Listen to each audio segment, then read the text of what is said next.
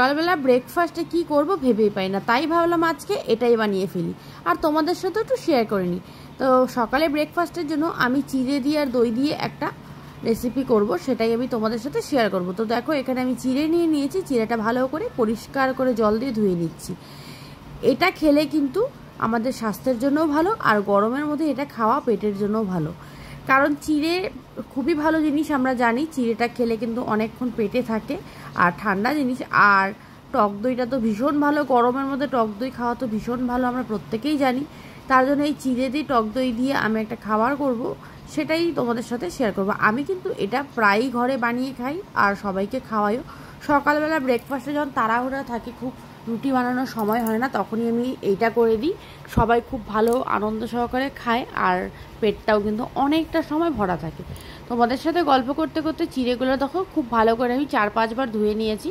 তারপর চিড়ের মধ্যে দিয়ে দিলাম লবণ, আর আমি এখন দিয়ে দিচ্ছি চিড়ের মধ্যে চিনি।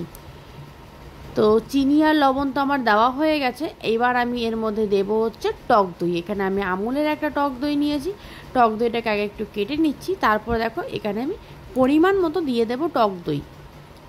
এই খাবারটা কিন্তু এই গরমের জন্য একদম পারফেক্ট একটা খাবার।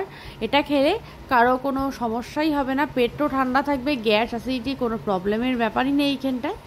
আর পেটটা কিন্তু অনেকটা সময় ভরাও থাকবে। আমার তো ভীষণ ভালো লাগে এটা খেতে। তো দেখো তোমাদের সাথে গল্প করতে করতে দইটা কিন্তু আমি দিয়ে দিলাম।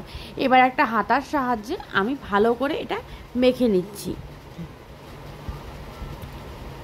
একটা হাতার সাহায্যে ভালো করে মেখে নিচ্ছি দই দিয়ে, চিনি দিয়ে, লবণ দিয়ে চিড়াটা। আর চিড়াটা যেহেতু আমি 4-5 বার ধুয়েছি, সেক্ষেত্রে কিন্তু চিড়াটা আমার এমনিতেই ভালো করে ভিজে গেছে।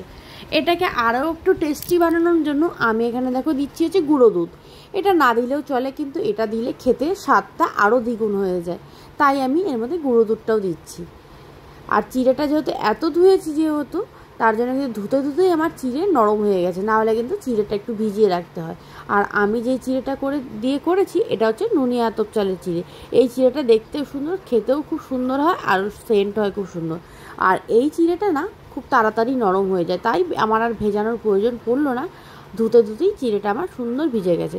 তো দেখো আমার কিন্তু এই রেসিপিটা একদম রেডি। এবার এটা একটা বাটির মধ্যে আমি সার্ভ করে নিচ্ছি। এরকম যদি সকালবেলা করে 1 বাটি করে খাওয়া যায়, তাহলে কিন্তু দুপুর পর্যন্ত নিশ্চিন্তে থাকা যায়, পেটে খিদেই পাবে না আর পেট থাকবে একদম ঠান্ডা। তো দেখো বন্ধুরা, এটা আমি একটু খেয়ে তোমাদেরকে রিভিউ দেবো। আমার তো এটা ভীষণ ভালো লাগে, তাই আমি কিন্তু প্রায়ই এটা খাই। তোমরা কিন্তু একবার অবশ্যই ট্রাই করো। তো চলো, বাই, দেখা হচ্ছে আবার নতুন ভিডিওতে। বাই।